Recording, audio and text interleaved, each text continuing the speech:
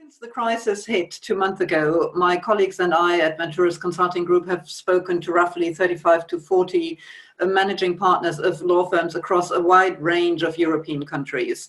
And to no great surprise, the vast majority of them are also, as Dave said, with the CFOs, focused on cash and expense management. Yeah, so debt collection, restriction of partner withdrawals, etc., as well as thinking and evaluating about projects and putting them on hold has been top of the agenda and continues to be top of the agenda. And so this, in combination with top financial results in Q1 that most of the firms have had and very good Q2 results, has led to the fact that some firms have more liquidity than ever before. Yeah, so they have that additional buffer, Dave, you were referring to. And it is interesting that most of them expect Q3 to be the decisive quarter where firms will be seeing how the impact, in particular, of the transactional work pipeline drying up will be at that point in time.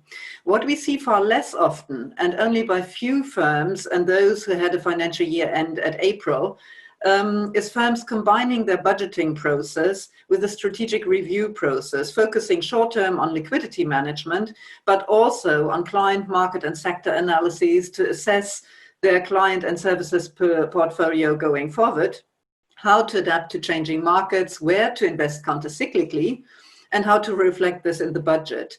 And we do speak to a few firms, but they are in the minority, about how to budget most sensibly at times of uncertainty. How do you do that? Yeah.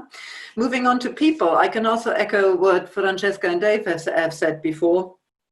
Vast majority of firms in continental Europe have still 80% of their workforce working from home. With a relaxation of some of the restrictions in some countries, for example, in the Netherlands, Germany, Austria, and Switzerland. Also, managing partners are working on concepts of bringing people back in, respecting physical distancing and other health and safety requirements, and it doesn't prove to be easy to do that. It's a real tricky space. And generally, working from home is being seen as something that will not go away, that will continue, that's here to stay, both crisis-related for a number of months, but also beyond. Thus, managing virtual teams has become more urgent, and that refers back to what, Francesca, you were saying about the Mental Health Week in the UK now. Mental health is an issue also, and obviously on the continent. If you look at the study that the INSEAD Business School published in March, April 2020, 80% of participants said that their employer's IT infrastructure worked very effectively in supporting them in working from home. But only 50% of them said that their bosses and managers were effectively supporting them at working from home. And so it is very dependent in law firms that we have spoken to on individual partners, how they deal with that. Communication is very much done on individual team basis. If you look at the overall communication from management to the rest of the firm, that's very much still traditional top-down management, top-down communication, often still by email. Often when they do town halls in virtual environments, there aren't many questions. And what seems to be missing in sort of providing teams with the psychological safety they are striving for is developing formats of interaction and communication, i.e. dialogue between management and the firm, and moving beyond the individual teams. In moving on to clients, because you have also referred to that before, we have seen loads of firms creating a huge quantity of helpful information for clients to tackle immediate effects of the crisis. And if you look at all of the Corona task forces work that you can witness on websites, newsletters, webinars, etc., that's been amazing. And given most firms have been very busy, that's a great achievement.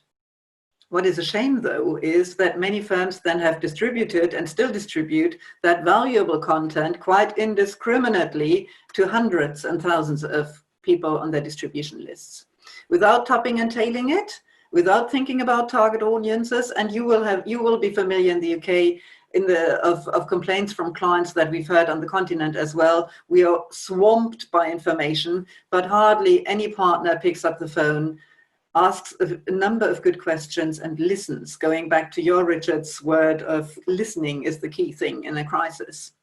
So, and it also shows that many firms are still lacking clarity around which clients are really strategically important, which should be the clients that they focus their care and communication on, and how to stage that according to that importance. And client communication continues to be very dependent on email and personal meetings. It's not only in Italy, where you would have thought that it is a natural reply. You hear it also across many other countries where partners say, I can't develop business, I can't go out for lunch. Well, what do you say then? So summarizing, at least 50% of managing partners we've spoken to across the different jurisdictions are still in the first phase of crisis management, cash, cost management, operational activity. Understandable, we are only 2 months into the crisis, and if you think about the huge change that is happening, traditionally more conservative jurisdictions as Germany and Italy are particularly slow in moving to the next stage required. We see far more firms, for example, in the Netherlands and in the Nordics, that are already thinking strategically about learnings from previous crises in order to avoid that you make the same mistake again, the future needs of their clients, and also counter-cyclical investment opportunities. And very much as well, one thing that many firms need to look at, how to address the to be expected pressure on cost and demands for higher efficiencies, whether that is through pricing and alternative pricing, technology investments, etc. So very few firms have already moved into that space. Thank you.